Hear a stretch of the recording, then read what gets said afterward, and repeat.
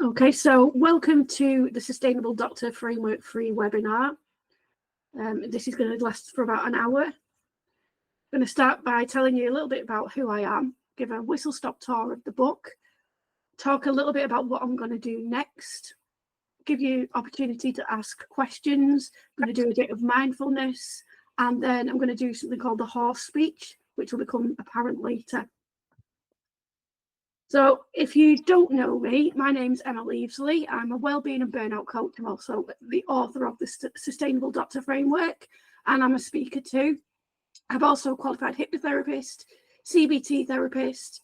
I used to work for the NHS in mental health in a GP practice, doing CBT and a whole heap of other things. I'm a qualified lecturer, also studied psychology, psychiatry, and I'm a qualified coach. So the book that I wrote it because I've experienced burnout myself. I used to be a college lecturer and it was absolutely horrific. I ignored all the signs of stress. I hadn't slept properly for years, hadn't unclenched my jaw, and it got to the point where I was actually suicidal, and I ended up going off long-term sick with severe depression. And it took me 3 years to recover from. So I'm a big advocate of preventing burnout rather than trying to sort it out once it's happened. And since I left teaching, I've gone on to study psychiatry, psychology, and I've learned a lot of techniques that I wish I'd have known back then. It'd have probably made it last a lot shorter. So the reason why I went into helping doctors specifically was that I'd done the coaching course, and we were all advised you've got to niche down. So I was thinking, what can be my niche?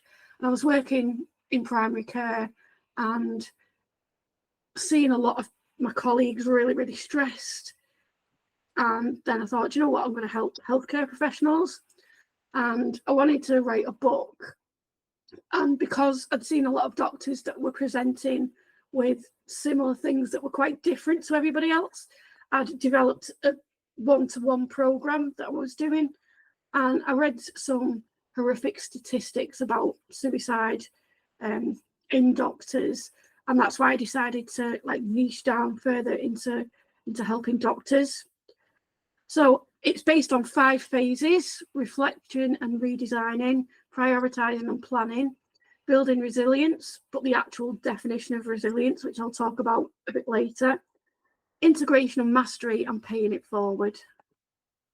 So with reflecting and redesigning, we look at the importance of self-care, and this is quite difficult for doctors. They prioritize everybody else, and this is the same for all healthcare professionals. Everyone else is important, and self-care gets knocked right down to the bottom of the list. It's job, family, and that's it. So I really help people understand why self-care is really important, because if you're stressed and you're chronically stressed and going down the route of burnout, that affects your patients, that affects your family and everyone around you and your colleagues as well. So it's actually a selfless act that you're looking after yourself. So we all have stress. We need it. It's what keeps us going. I wouldn't be sat here talking to you if I didn't have that little bit of stress. It's that hit of cortisol in the morning that gets us out of bed. We've got eustress, which is the useful stress that we need. General stress. We can have acute stress. So say, for example, I've got a project that needs finishing in 2 weeks. For those 2 weeks, I'm going to be stressed. After it's finished, I'm going to be fine. What happens in healthcare is that doesn't stop. So you become chronically stressed. This can lead to compassion fatigue and then burnout, which can lead to physical and mental health problems. So female doctors are 76 more likely to die by suicide than the general population. With male doctors, it's a similar rate of suicide to the general population. However, male doctors are more likely to die by suicide than other males that earn equivalent wages. So it clearly is a problem. In this phase, we look at stresses and coping strategies, redesigning your identity. So a problem with a lot of professions is that you make your job your whole identity. and that makes burnout more likely. So I know I did when I was teaching. I was kind of heartbroken when I left because I wasn't Emma the media lecturer anymore. It was kind of my life, which looking back was, I don't know why I let it get to me that way, but that's how these things happen. So the more you can detach your worth to being attached to your job, the better your mental health outcomes are. So we look at redesigning your identity that doesn't revolve around the job. And we also have a work-life balance audit in this phase too. And then when we're looking at prioritising and planning, we're looking at doctors' values. So most doctors go into medicine because they want to help people, because maybe they were treated by a doctor themselves and that inspired them. So it's about looking, do you really feel like you're living your life through those values? Because sometimes you can feel that even though you're helping people, the system's geared up to make it very difficult to do that. So, for example, patients can't get an appointment with you, they're on waiting lists for operations for years on end and things like that. So we kind of look at how to get more of what you value in your life. And it's not just your values around work, but your values personally too. We also look at like time, and by that I mean looking at what is draining your time and your energy and how we can reduce that and put more stuff in there that makes you happy and makes you feel calm. And then following the work-life balance audit, we'll look at how we can improve that, which areas of your life you're not happy with, and increase those. Then we look at building resilience. Now, there is a major caveat with this. A lot of healthcare professionals are told they need to be more resilient. Now, healthcare professionals are resilient people. Doctors are resilient. The training that you've got to go through, the fact that you've seen things that most other people aren't aware even happens, the doctors are resilient.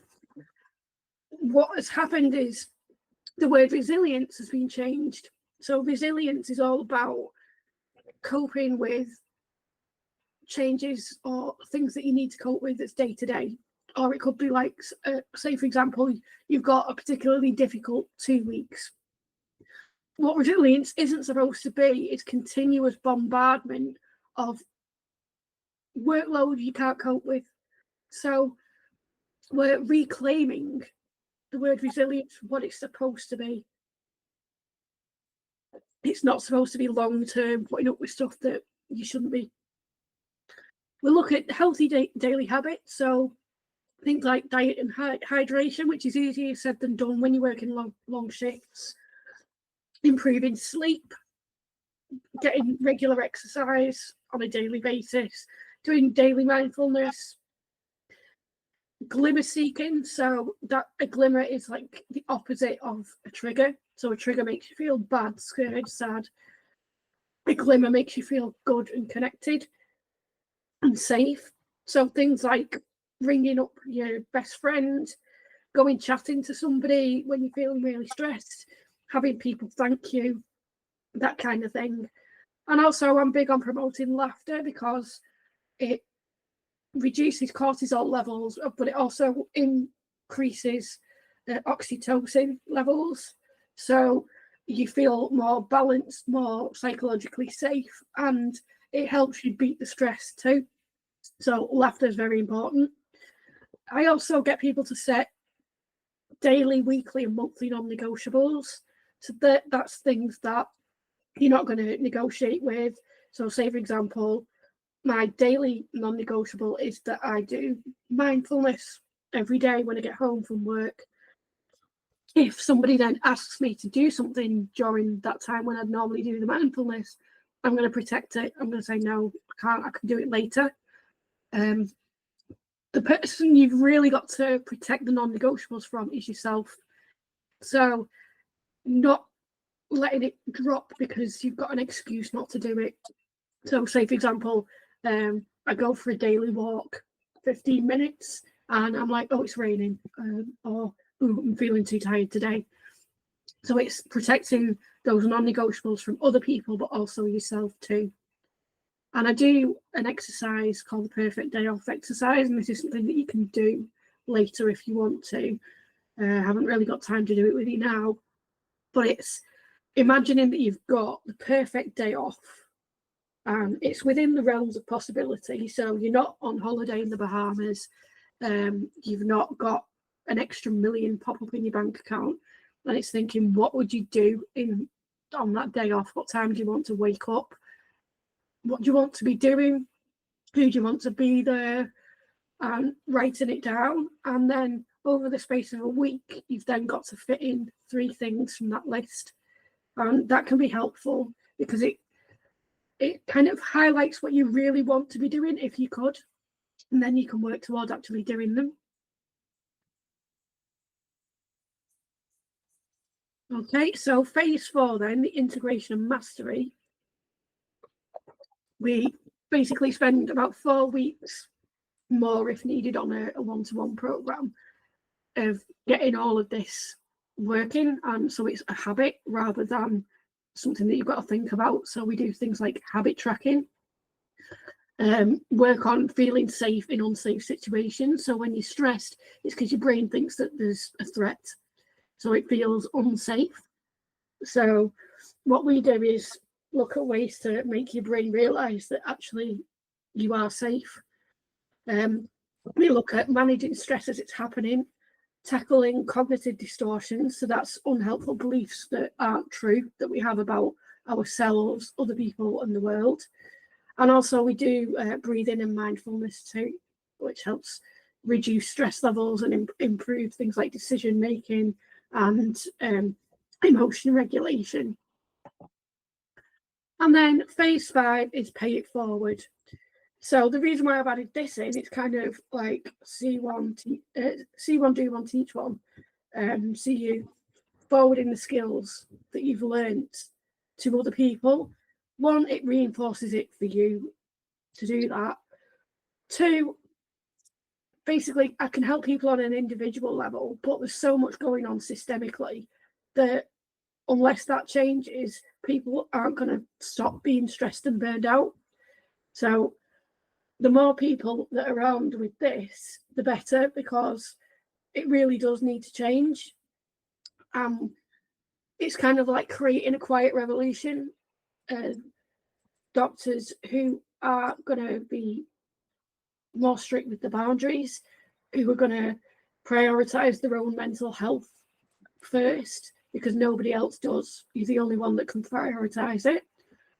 And also have a culture where there's more realistic expectations and treating doctors like humans rather than machines. So we're going to spread it like a pleasant virus, and the more people can get the message about this, the better. So even at the end of my book, I say, once you're finished with this book, pass it on to somebody. Unless, of course, you want to keep it to look back at. So what next then? I've always wanted to do this as a group thing rather than one-to-one, because I think that the more doctors realise that they're not the only ones that are struggling, that other people are feeling the same way as them, the easier it gets. You don't feel as alone. You don't feel like you're a failure because you're not coping, because a lot of people aren't. I'd say the majority of people are struggling working in healthcare at the moment. So starting on the 15th of September, I'm going to have a 12-week program. It's going to be self-paced learning, so about an hour every week of short videos so you can fit it in around your workload and your time. There's going to be audio as well, so you can listen in the car, wherever, and worksheets to do. And then we're going to have weekly group sessions lasting an hour for questions, coaching, any support that you need. There will be a variety of times to pick from, so hopefully you'll be able to make one each week. There'll also be an online community for supporting each other through the programme, but also so that you can get support from me. Sharing your wins, I think that's a big one, like celebrating things that are going well. And I've just been accredited as an approved provider of CPD. So I've not accredited this program yet, but it will be by the time it goes out, and it's launched on the 15th of September. It is accredited by the CPD group, and the GMC does recognise them. I have checked. So if you've got an appraisal or revalidation coming up, this will count to your CPD hours. So we've got these from the GMC's CPD guide. So it ticks all the boxes for all of this. It will improve the quality of care that give your patients and the public, because if you're less stressed, then that's going to improve the patient care. Also, it'll prevent long-term sickness, and it'll improve the standards of the teams and the services in which you work, because there's quite a bit in there about interpersonal stuff too. So the 4 kind of pillars of CPD that the GMC look at are knowledge, skills, and performance. So you'll kind of tick the boxes for that. Safety and quality, because again, if you're less stressed, quality is going to be better, and it's a safer working environment. Communication, partnership, and teamwork. As I've said, there is the interpersonal stuff in there, and also maintaining trust. That will be kind of woven in there too. I think by the nature of it, that also maintains trust.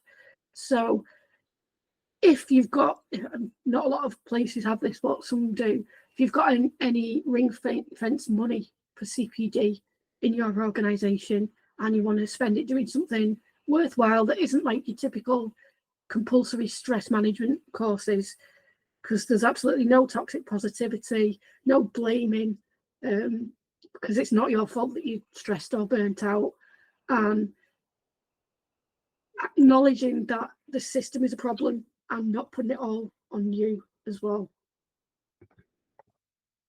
So I am going to be charging up around about £1,000 for this for the 12 weeks, but for the beta version in 2025, it's going to be £499 each, or 3 monthly payments of £170. You can scan the QR code there to sign up to now if you want to. If you want to book a free call with me and discuss it, that's absolutely fine. I'll send you the details of that. If you're watching this on replay, I will send you details for that as well, to book in a free call. Okay, so I'm just going to give you a couple of minutes now to ask me anything. It can be anything you like, anything about the book, the programme, anything that I've talked about, what my favourite cranial nerve is, anything you want. Thanks for the presentation. It's really good and thorough. And I think you've done an amazing job to help doctors. And it sounds like it's a framework that can help anybody, not just doctors. Am I right? Yeah, it can.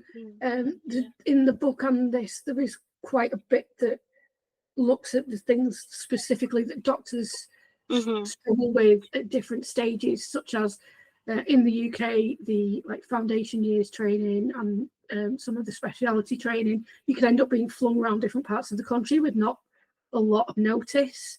There's also, because the training's so long, a lot of conditioned behaviours and ways of thinking. But this will be expanded out to other professions too, such as nurses and other allied health professionals. Yes. It's something that's definitely needed by all healthcare professionals, to be honest. Yeah, definitely. I think I like what you said about people not blaming themselves for burnout, because it's not entirely their fault. The system has a lot to do with it. And the idea of resilience. So yes, you put a good twist to it. I think reclaiming the real meaning, is that what you said, of the word resilience? So I think that's quite important for everyone to kind of notice that when you're being asked to be resilient. I have been on that side as well. We're already resilient. That's what I liked about what you said. We are already very resilient being in the profession anyway. So when you're being asked to be more resilient, what is it? What's being asked of you? Are you then? Is it another twist to the word to put more on your plate, or to guilt trip you into thinking that you're not good enough? You know, so it's a very important point that you made there. Yeah, and there is that guilt, like Yes. the kind of, if you don't do this, then you're not working hard as the rest of us. Yes. And Yes. I noticed this just talking to people who I used to work with, and I'm like, I've still got it now, that kind of, that guilt. Oh, I'm not working as hard as everybody else. And I'm like, no, we don't do that anymore. Yeah. Yeah. Exactly. Yeah. Yeah. Okay. Yeah. So what did I want to ask? Yeah, so you mentioned, I think I've heard you talk about it before, but I wanted to make sure that I catch it because it's a perfect thing. It's the perfect day off. How do you describe it again? So you think about if you had a day off. Yeah. And it's a normal day off, so you're not on holiday somewhere, and you've got the resources that you've got now, so you've not got extra money in your account. How would you spend that day? So thinking about it in detail, so what time you want to wake up, what you do when you first wake up, and then kind of go through the day, writing a little itinerary of what you'd want to do. Yeah. And then finish it with what time you want to go to bed. Yeah. And then from that list, you do 3 of those in a week. You do what, sorry, in a week? So you do 3 of those in a week. Okay. Yeah. Okay. So say, for example, one of them was having coffee in bed. I could do that like tomorrow, and then do another 2 things later on in the week. Yeah. Yeah, that's perfect. I like the idea because a lot of the time people's day off is probably wasted feeling guilty that they're not at work and they didn't pick up an extra shift. Yeah. So yeah, it's good to fill it up. Yeah. Or filling it with like housework or something. Exactly. Yeah. So it's just another way of really, prioritizing self-care, right? Yeah. Fantastic. Okay. So in my book, I talk about mini mindful blasts, because what I don't do is say, oh, you should meditate. You should like meditate up a mountain and journal, and then all your problems will go away. If you're a doctor or other healthcare professional, you ain't got time to be de-stressing in between patients with a 30-minute meditation. So what I do is mini mindful blasts. They don't take a lot of time at all. So what mindfulness is being aware of the present. So you're not worrying about the past. You're not thinking of the future, because a lot of the time when you work in healthcare, your mind's going 100 miles an hour. Have I done this? Have I done that? Have I checked that? What about that patient that I saw this morning? They said that that might have been a red flag, and should I follow up on that? So you're kind of constantly thinking. So while it's useful while you're working, because it means you're less likely to miss things, you can't be thinking like that all the time, because that's where you get burnt out. So by doing these, you're kind of lightening the load, and the more of these you can do, the better. So what a mini mindful blast is 3 rounds of 3 deep breaths. So to time that is basically breathing in so your lungs are fully inflated, and then breathing out so fully deflated. And you do 3 rounds of 3. You can do visual, auditory, or tactile. And what I'm going to do is guide you through each of those. So to start off with the visual, what you do is for the first 3 deep breaths, you look at something far away and try and take in all the details of it. And then for the second round, you move to something nearer to you, something in the middle distance. And again, look at it in every detail. And then for the third lot of 3, you look at something that's close up to you and really try and take in all the detail that you're looking at.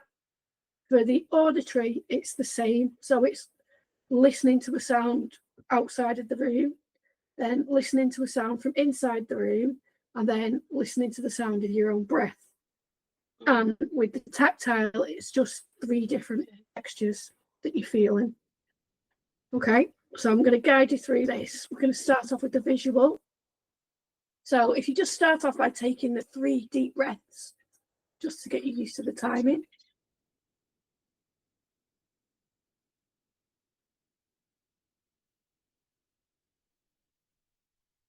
Okay, and now focus on something far away.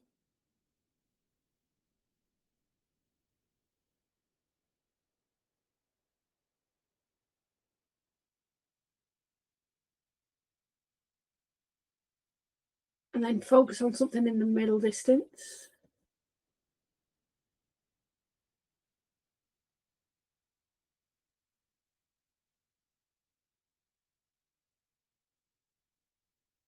And then focus on something closer to you.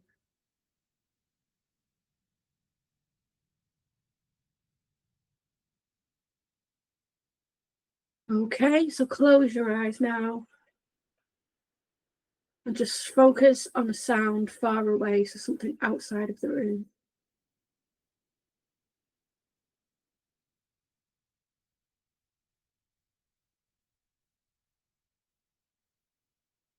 And then focus on something from inside the room that you can hear.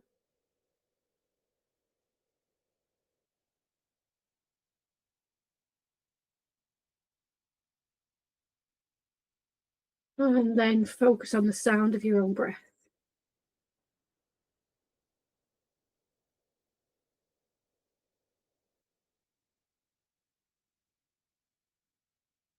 Okay, so now you're going to get the fingers of one of your hands and rub the other palm, still with your eyes closed, for the 3 deep breaths.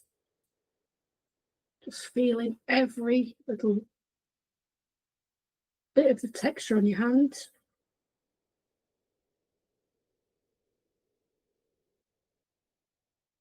And then take a piece of clothing and then feel that.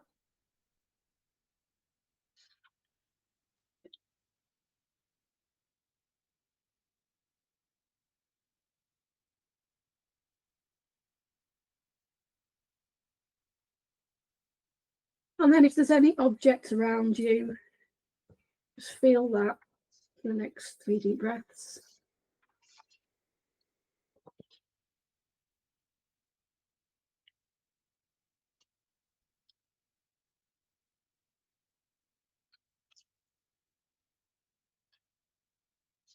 And then once you've done that, you can open your eyes. Okay, so any feedback about how that went? It's quite relaxing. Mm-hmm. It's nice to be in the present moment. Yeah. And to kind of pay attention to what's around, within, and even close by. Mm-hmm. And yeah, it was interesting because I'm obviously outside in a car, so there's a lot to see. But when you say focus on something inside, I was like, oh God, what's inside the car? But I had the engine running, so Mm-hmm. although I have a very quiet car, I could hear it just by focusing on it. So yeah, it's very helpful to be in the present moment. Yeah. And the good thing about this is because you only have to do it for the 3 breaths. It's not a very long time. So Yes. you don't have to worry about like focusing on something for ages. But also you don't have to do all of these. If you're short on time, you can just maybe do the visual. Okay. Or even like the tactile. But you can work these into your routine as well. So I do this in the morning when my alarm goes off. I keep my eyes shut, and the first thing I do is the auditory, or sometimes the tactile, depending on whatever I decide, because I've just woken up, so it's whatever my brain comes up with. So say for example I'd start with the auditory, I'll do the listening for a sound far away in the room, etc. Then I do the tactile, so it's like, how are my feet feeling? Like, is the duvet over them? Is it like, are my feet sticking out, hot, cold? Then I'll move on to my hands, and then move on to how my head feels against the pillow. And rather than starting the day with, oh, I've got to do this, this, and this, and this, and you're already starting stressed out, you start the day in a neutral way, and you can kind of repeat it through the morning. So when you're having a shower, okay, out for 3 breaths, I'm going to focus on the feeling of the water on my shoulders, and then maybe my arms, feet, that kind of thing. You can do it with coffee, you can do it with anything, like tasting or smelling. So it's doing the 3 rounds of 3, basically. And the more of these you can do, the more it brings down your baseline stress level. And it also strengthens your frontal lobes, so the executive function. So it makes you better at emotion regulation, decision making, planning, all that kind of stuff. Okay. So Fantastic. I'm now going to move on to the horse speech. When I've done this at the live in-person book launches, I nearly went full on amateur dramatics. I was going to like get props and everything. But then I thought, no, don't be ridiculous, Emma. Okay, so this is a little excerpt out of the book, and because the reason why I did this was like people were like, "Oh, you're going to do a book reading?" I'm like, no one's going to want to come and watch me read out of a book, but apparently that's what you're supposed to do. So I picked this bit. Okay, so this is from chapter 14, called "Giving is Receiving," and this is my horse speech. Picture me riding on a horse, giving a speech before leading you and a load of people wearing scrubs running across a field. On the other side are your enemies, politicians, policymakers and managers that have annoyed you, insurance companies, the consultant that made you cry when you were a resident, Billy Boots. My plan for this is to create a movement, piggybacking on movements started by organisations such as Doctors in Distress. It starts with you, and thanks for being a part of it. This isn't just about helping individuals, it's also about spreading it like a pleasant virus. The more doctors stick to boundaries, support each other rather than competing, are able to live a calmer and happier life and refuse to tolerate crap, the more likely systemic change will happen. I've always been somewhat of an activist, and this is a hill I'm willing to die on. If something pisses me off, I do something about it. I'm a SEND mum. For those not in the UK or who don't know, it's special educational needs and disabilities. You don't mess with us. While I'm a nice little ball of compassion, I'm willing to fight for what I believe in. My coaching business started fueled by anger, watching someone I love being treated appallingly. I axolotled myself out of the situation, you probably need to read the book for context, and decided to devote my time to a cause. Love is a powerful wave to ride on, and I've got enough this has to stop energy to get me to the moon and back. My hope is to do this for all healthcare professionals, but I'm starting with doctors because I hate the fact that the suicide statistics are what they are. This isn't a mandatory stress workshop in your lunch hour. What's one of those? This is genuine change to make being a doctor more sustainable. Okay, now raise your sword in the air and run at the enemies, shouting. And then I did a charge on stage. I was going to have a pretend horse, but that didn't happen. You're brave. Okay, so my call to action then. Let's create an army of doctors leading systemic change, end the culture of working to burn out, and make medicine sustainable. Join my program or get the book. It's available on Amazon or Waterstones and a few other online retailers. And let's get the quiet revolution flowing.